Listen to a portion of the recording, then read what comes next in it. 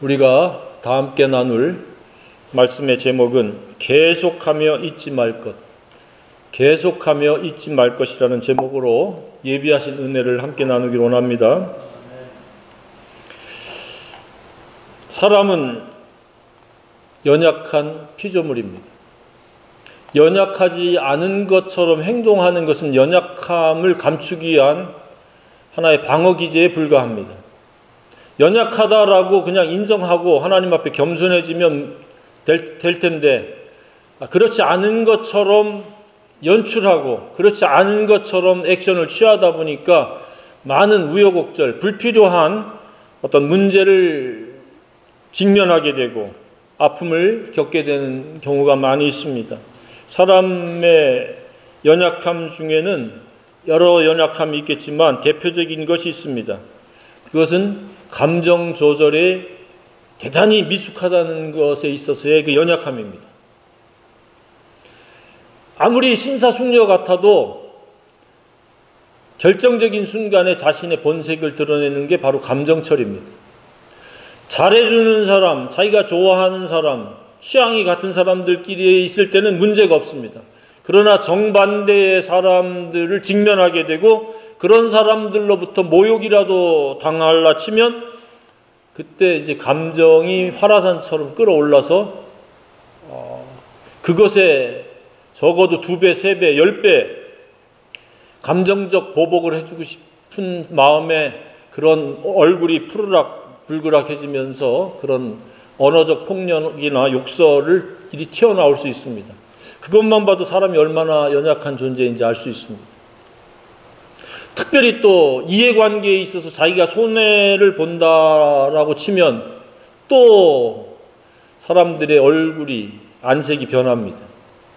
사람들은 경제적인 것에 굉장히 민감하고 자기 자존감의 상처나 훼손을 받을 때에 대단히 민감합니다. 오늘 이후로 덜 민감할 수 있기를 축복합니다. 너야 떠들어라. 나는 나 이상도 이하도 아니다. 네가 보는 게 맞을 수도 있고 다를 수도 있고 그것에 일희일비할 필요가 없습니다. 그래서 나온 말이 어떤 말이 있습니까? 개야 짖어라 기차는 간다. 개가 짖는다고 기차가 서서 개하고 싸웁니까? 그래서 주변에 나 다른, 그것도 정당하게 나를 권면해주고 나를 책망해주면 괜찮지만 그냥 감정적으로 질투나 시기심에서 나에게 비아냥거리고 나에게 못되게 군다 할 때, 그럴 때 초월할 수 있기를 바랍니다. 그런데 초월하지 못하게 하는 그러한 또 인격체가 있습니다. 그 사탄 마귀 귀신인데, 사탄 마귀 귀신은 연약한 사람들의 그 인격의 그 거처로 삼아서 그 사람의 감정 조절을 못하게 만듭니다. 과도한 그 이 분노, 격노하게 만들어서 물불을 안 가리고 결과를 생각하지 않는 어떠한 말과 행동을 하게 하는 것들이 이 또 보이지 않지만 인격체로서 작용하는 어둠의 권세가 있습니다. 그래서 오늘날 우리가 살고 있는 이 시대에 수많은 살인사건이나 폭력사건이나 성범죄자들이 전부 이러한 귀신과 사탄 마귀에 의해 가지고 저질러지는, 물론 그가 그 사탄 마귀를 거부하고 대적할 만큼 영성이 갇혀있지 않는 데 원인이 있겠지만 그 결과적으로는 그렇게 많은 그 범죄가 사탄 마귀에 의해서 일어날 수 있다는 사실입니다. 우리는 매우 연약합니다. 감정 조절에 연약하기 때문에 생긴 말이 또 조석변입니다. 아침에는 내가 이렇게 하리라 했는데 오후에 가서는 언제 그랬냐는 듯이 돌변합니다. 그것이 무엇입니까? 알코올에 쪄들어가지고 구토를 하고 위경련을 일으키고 고통스러워서 내일부터는 다시는 안 먹어 그래놓고 그 다음날 또 먹듯이 다시는 내가 이런 나쁜 짓을 하지 않아야지 하고 결심하고 각오를 했는데 언제 그랬냐는 듯이 또 그 자리로 갑니다. 각오와 결심은 작심삼일입니다. 길게 가야 3일이라고 그렇게 말을 하고 있습니다. 물론 경우에 따라서는 그렇지 않고 자기의 그 각오와 결심을 일관되게 끌고 가는 사람도 혹 있을 수도 있습니다. 그런데 그렇게 살아가는 사람들은 자유가 없어요. 그것이 무거운 짐이 돼가지고 매일 짐 밑에서 살아갑니다. 자유 한가운데 일관성이 있으면 괜찮은데 그렇지 않을 경우에는 그것이 무거운 짐이 될 수 있습니다. 우리는 처음 먹었던 그 마음, 초심을 잃어버릴 수 있는 그런 연약한 존재입니다. 또 아무리 좋은 것도 어느 순간에 그 좋은 것으로 여기지 못하는 그러한 변덕이 죽을 듯하는 그런 측면도 있습니다. 우리는 우로나 자로나 지우치지 않는 일관성이 요구되는 그런 시대에 살고 있습니다. 이 시대에 한번 보길 바랍니다. 이 시대만큼 이혼율이 팽배된 적이 없습니다. 분명히 처음 만났을 때는 죽고 못 살았을 텐데 불과 며칠 사이에, 몇 년 사이에 왜 그렇게 원수처럼 돌아섭니까? 감정에만 충실했지 인격적인 그러한 빚어짐과 인격적인 그 존중과 배려의 그 어떠한 품격, 진리적 품격을 갖추지 못하기 때문에 좋을 때는 좋은데 나쁠 때는 그것을 감당하지 못하는, 그래서 그 결과가 굉장히 참담해지는 경우가 많이 있습니다. 이 시대가 그렇습니다. 직장에서도 그렇습니다. 처음에 들어갔을 때는 내가 열심히 하지 그러다가 어느 순간에 언제 그랬냐는 듯이 나태와 또 안일에 빠지고 적당주의에 빠지는 경우도 가끔씩 있습니다. 그랬을 때 주인 입장에서는 매우 불만스러운 일이 아닐 수가 없습니다. 그러면 이제 크고 작은 직장이면서 공동체는 금이 가기 시작합니다. 서로 반목이 생기고 핑계가 오고 가고 합리화가 오고 가고 책임 전가를 하고 방어 기제들이 오고 가면 생산성은 점점 떨어집니다. 가정도 동일합니다. 누구를 탓하고 문제 제기를 하고 방어 기제를 하면은 그럼 자기는 그 순간에 그러할 때 무엇을 했느냐 이겁니다. 결국은 모든 문제는 n분의 1입니다. 최소한. 두 사람의 문제면 50대 50의 문제라고 생각이 되어집니다.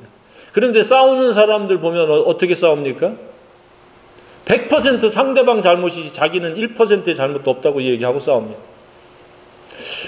그런 싸움들을 보게 될 때에 또 그런 말들을 듣게 될 때에 속으로 참 안타까움이 있습니다.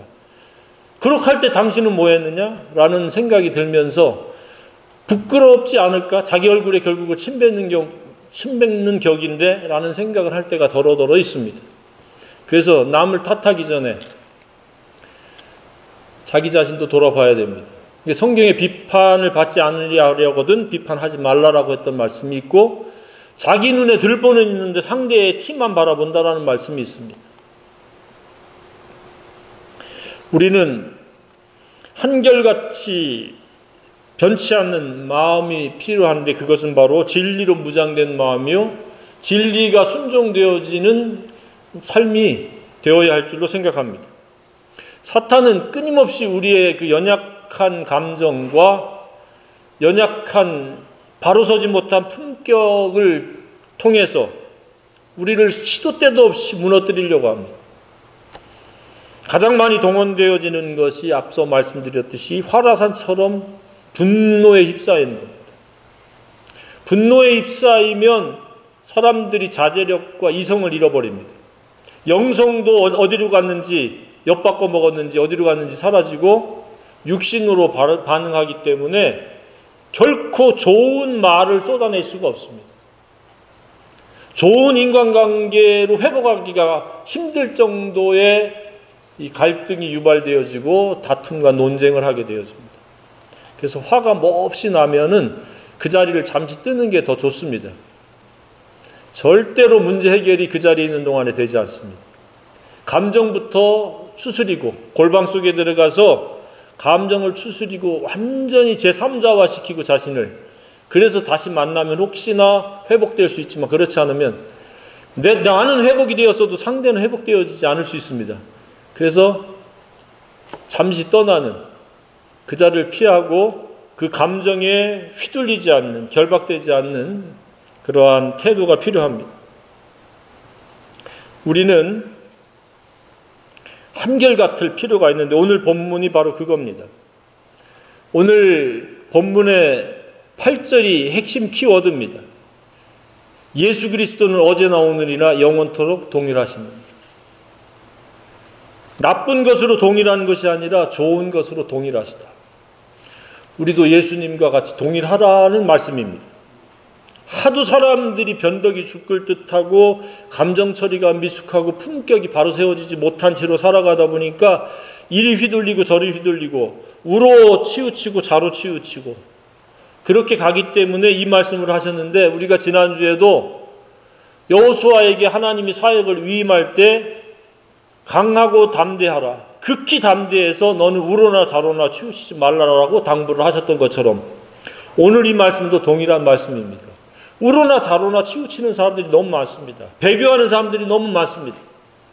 분명히 예전에는 뜨겁게 믿음 생활을 하는 것처럼 보였고 교회도 열심히 다녔는데 어느 순간에 뒤돌아서서 믿음도 무너져 버리고, 그리고 자신의 그 신앙 정체성도 다 팔아먹은 그런 경우도 많이 있습니다. 사탄이 하는 일을 이처럼 우리의 그 연약한 감성을 휘둘러서 우리로 하여금 한결같이 그 길을 가지 못하게 하는 것과 믿음을 무너뜨리는 겁니다.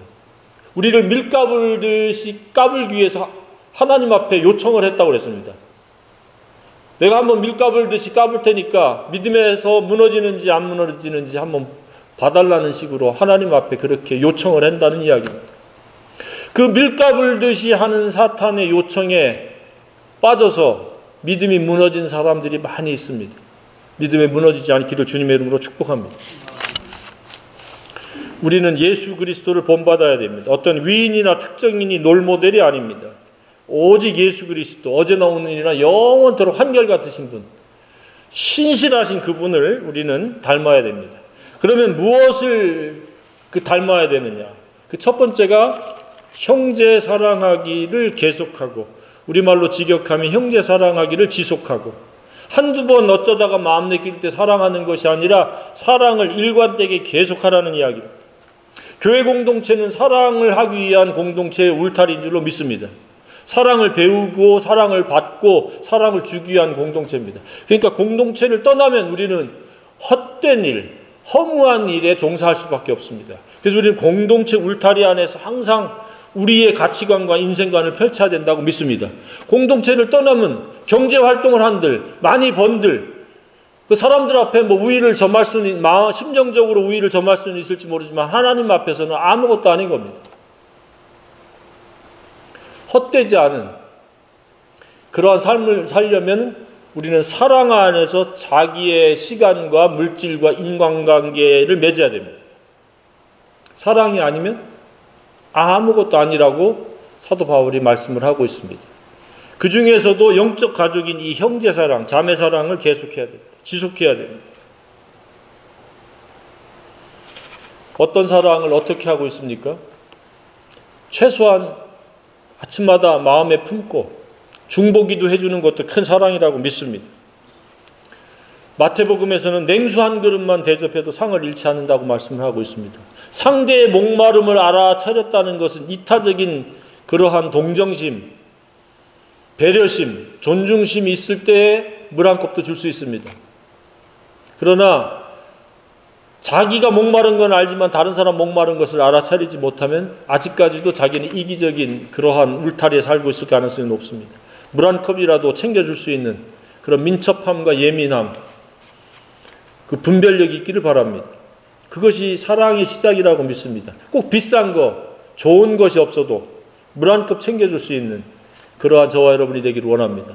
그러다 보면 밥 한 끼, 그러다 보면 내 주머니 사정 안에서 짐을 같이 나눠지는 일, 이런 것들로 발전해 나갈 수 있는 줄로 믿습니다. 그래서 형제 사랑하는 것을 꾸준히 지속하는, 계속하는 겁니다.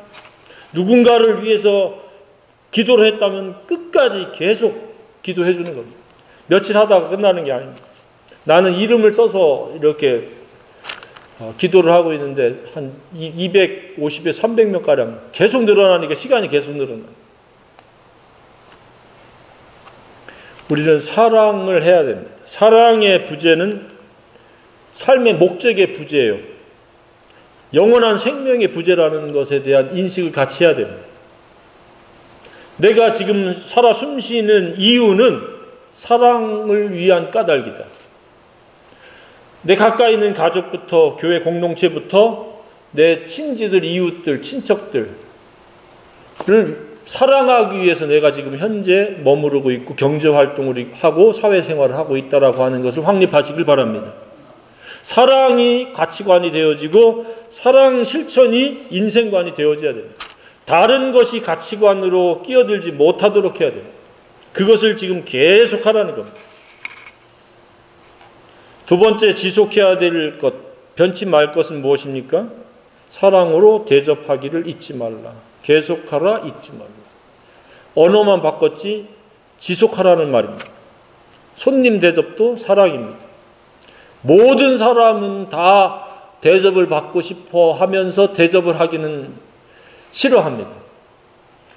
우리가 서로 이타적이 돼서 존중하고 배려하고 대접하고 섬기고 나누고 베푼다면 우리가 사는 세상은 훨씬 좋은 세상이 되어질 걸로 믿습니다.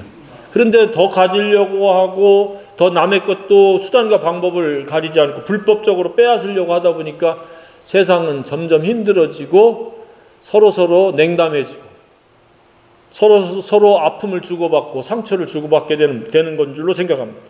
그러나 대접하길 바랍니다.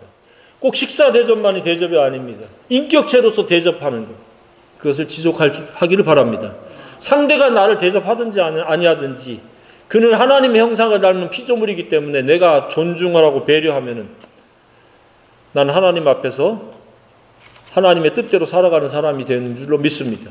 예수님은 우리를 어떻게 대접했습니까? 원수임에도 불구하고 십자가에 죽으시고 부활하신 그러한 대접을 했습니다. 내가 받아야 될 그 죗값을 예수님이 대신 받는 그렇게 나를 대접해 주시고 나를 존중해 주고 배려해 주셨습니다. 그러한 존중과 배려를 받았는데 다른 사람에게 대해서는 정말로 작은 것 하나라도 용서 못하고 배려하지 못한다라고 하는 것은 이율배반적인 겁니다. 예수님의 배려가 또 다른 사람에게 배려로 나타날 수 있기를 바랍니다. 기도하면서 살 때, 자기를 부인하고 자기 십자가를 지고 살 때 그게 가능한 줄로 믿습니다. 세 번째는 무엇이 지속돼야 됩니까?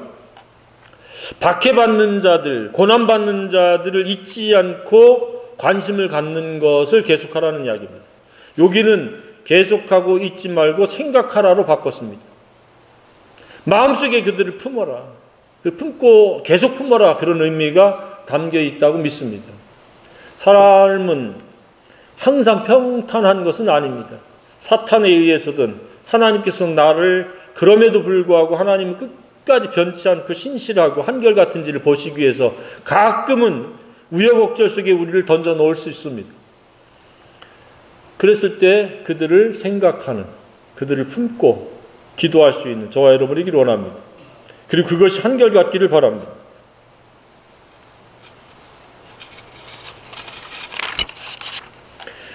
네 번째는 무엇입니까? 결혼 생활을 귀히 여기라. 처음부터 끝까지 초심을 잃지 말라. 고귀하게 계속 이어가는 겁니다. 그러니까 앞에 있는 이 세 가지가 유효한 가운데 계속되어지는 거라고 믿습니다. 아내든 남편이든 사랑하기를 계속하는 것. 에로스적인 일시적인 혈기적인 그러한 사랑이 아니라 아가페적인 사랑. 그 사랑을 계속하라는 이야기입니다. 이처럼 오늘날 그냥 감정적으로 뜨거워졌다가 싸늘하게 식어지는 그러한 그 결혼 생활을 고귀하게 여기지 못하는 경우가 많이 있기 때문에 아마 이 히브리서 저자는 그런 말씀들을 지금 하고 있는 줄로 생각이 되어집니다. 시대가 가면 갈수록 더 그런 결혼을 아주 그냥 아무것도 아닌 양처럼, 그리고 그런 프로들도 오늘날 많이 늘어났습니다. 끝까지 한결같이 살지 못한 사람들이 당당하게 떠들어대고 그것이 옳은 양, 최선인 양 이야기하는 것처럼 비춰지는 그런 프로그램도 있습니다. 안타깝게 짝이 없습니다. 결혼을 했으면 고귀하게 계속 되어져 가고 결혼을 앞두고 있다면 앞으로 사랑하는 것, 나보다 그 배우자를 먼저 대접하고 섬기고 종노릇하는, 그리고 힘들고 어려울 때에 짐을 같이 나눠주는 그러한 가정들을 이룰 수 있기를 바랍니다. 다섯 번째는 무엇입니까? 지속적으로 주님이 주님 되게 하시는 것. 그러면서 지금 주님 이야기를 쭉 하고 있습니다. 여러 가지 다른 교훈에 끌리지 말고 믿음을 본받으라. 그러면서 주님보다 돈을 앞세우지 말라. 5절에는 있는 바를 족할 줄 알아. 하나님께서 우리를 입히시고 먹이시고 공급하시는 분이시지 물질이 우리를 그렇게 하는 것이 아니다라고 이야기를 하고 있습니다. 우리는 주님으로 만족하고 기뻐할 수 있기를 바랍니다. 예수 사랑이면 충분하다. 예수는 하나님이 보내신 사랑입니다. 그래서 그 사랑으로 만족하고 기뻐하고 즐거워. 행복한. 그 사랑이 재현되어지는 것이 바로 하나님께 영광 돌리는 아름다운 생애라고 믿습니다. 여섯 번째는 무엇입니까? 말씀을 전해주고 가르쳐주는 영적 지도자들을 기억하라. 그리고 그를 본받아라. 그들에게 복종하고 순종하기를 계속하라. 한두 번 순종하고 눈도장 찍는 것이 아니라 그들이 흡족해 할 만큼 영적 성장을 이루어가고 그 가르침대로 살아내는 그러한 생애를 지금 말씀하고 있습니다. 잊지 않고 계속해야 될 것, 그것은 다른 말로 표현을 하면 진리 순종의 일관성, 거룩한 산제물의 영적 예배자의 충성됨, 신실함이라고 믿습니다. 이랬다 저랬다 변덕스러운 것이 아니라 사랑 가운데서 한결같이 예수님처럼 사랑하는 일에, 대접하는 일에, 남을 존중하고 어려운 이들을 기억하는 일에 한결같기를 주님의 이름으로 축복합니다.